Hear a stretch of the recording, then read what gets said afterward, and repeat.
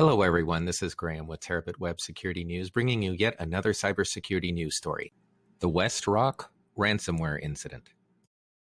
The WestRock Company is an international paper and packaging business with over 50,000 team members, has more than 320 manufacturing facilities, design centers, research labs, and sales offices around the world. WestRock submitted two 8K filings with the SEC.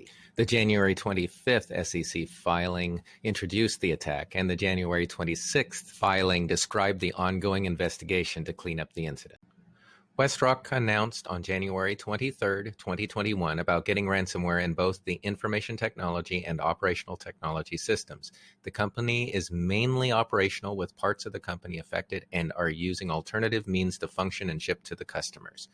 CyberDefense firms have been employed to help WestRock CyberSecurity teams with mitigation, remediation, and recovery. The CEO, Steve Voorhees, stated, "We are working around the clock to complete our investigation and to restore normalized operations as quickly as possible. And WestRock teams are taking extraordinary steps to keep our mills and converting plants operational and to deliver safely to our customers."